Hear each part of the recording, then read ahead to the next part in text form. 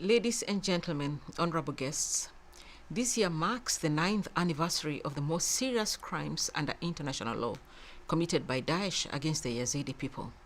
Remembering these heinous crimes means acknowledging the victims and calling attention to the survivors and the struggles they continue to face. It also means acknowledging the immense sorrow and resilience of the Yazidi community. Today is therefore a timely occasion to remind ourselves of our collective failure to recognize the warning signs of the crimes committed against the Yazidis and our failure to prevent them. We must not forget that thousands of Yazidi women and girls are still missing following their reported abductions by Daesh, while others have been languishing in displacement camps in Iraq and Syria.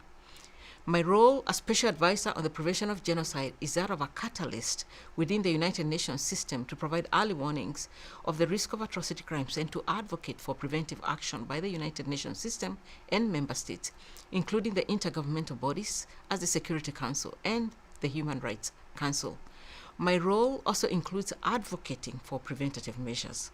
In this context, I firmly believe that ensuring accountability is key to preventing atrocity crimes and their recurrence.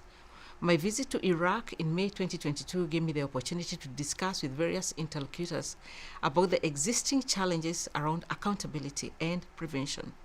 Regrettably, the Yazidi and other minority communities continue to face structural discrimination, hate speech, a weak legal framework to address these issues, and to be at risk of atrocity crimes. The limited accountability for crimes committed by ISIL and other armed groups in Iraq, as well as the ability for these groups to still recruit and perpetrate attacks, and the absence of domestication of international crimes in the Iraqi Penal Code contribute to perpetuate the cycle of violence in the country. Weak or absent accountability feeds impunity and contributes to reinforce victims' perception that justice is not a priority. At the United Nations, we have been encouraging the government of Iraq to consider national and international options to hold ISIL and other perpetrators of atrocity crimes in Iraq accountable and to ensure the preservation of criminal evidence for future use before a court of justice.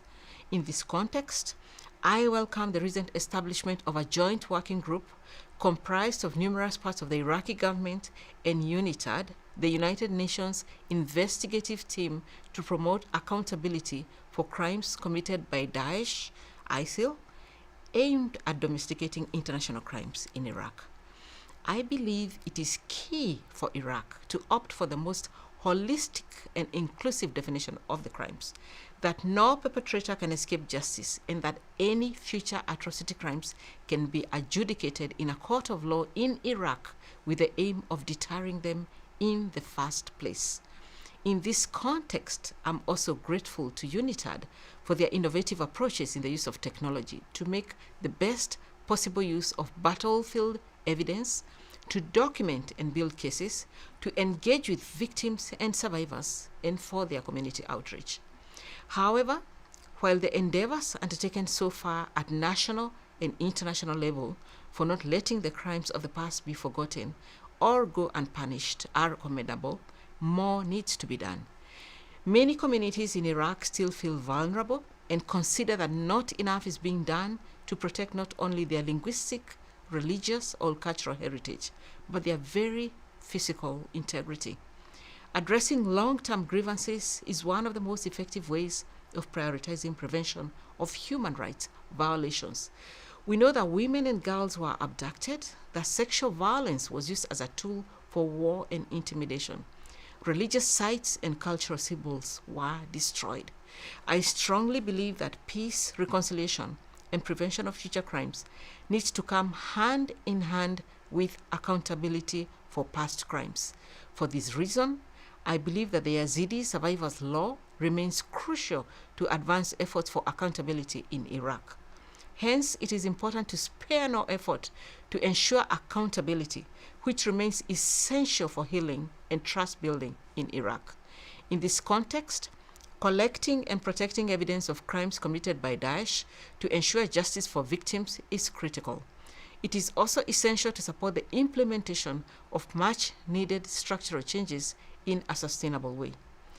Beyond our legal or moral obligations, the pursuit of justice gives victims the opportunity to obtain redress for violence and crimes they have endured.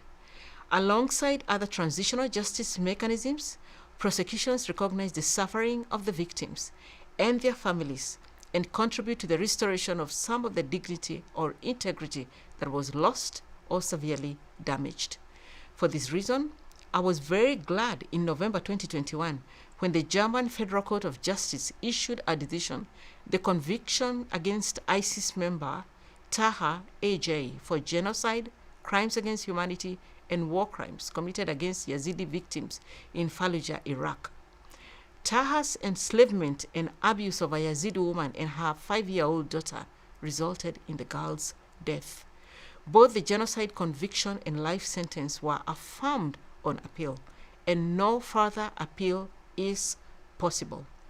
This is the first ever conviction of an ISIS member for genocide anywhere in the world, and the judgment is now final. This conviction shows that no matter when, no matter where, justice is possible. I also welcome the 2 additional genocide convictions that have taken place in Germany since, and I note that a similar case is about to commence in the Netherlands. I thank UNITAD for having contributed information and evidence as well as expert testimonies to these cases. In Iraq, the United Nations has been encouraging the government to consider national and international options to hold Daesh accountable and to ensure the preservation of criminal evidence for future use before a court of justice. I have myself engaged Iraqi authorities to support steps towards accountability for alleged crimes committed in the country and encourage the international community to provide any necessary assistance to these efforts. If we want to prevent atrocity crimes, we must ensure that victims and societies affected are given an opportunity to seek redress and feel assured and confident that they can reconcile with what has happened to them and that they will be protected. There can be no compromise in this regard. It is our duty to be persistent in achieving this goal and finding alternative ways to overcome the obstacles that deny the fundamental rights of all. I do hope that Iraq will soon pass the law to domesticate international crimes. Having substantive laws in place is an important step, but it is also only the first one. The international community must continue to engage with the Iraqi judiciary to ensure that such laws can be applied in accordance with international standards, including ensuring the full participation of Yazidi victims and survivors. I thank you for your attention.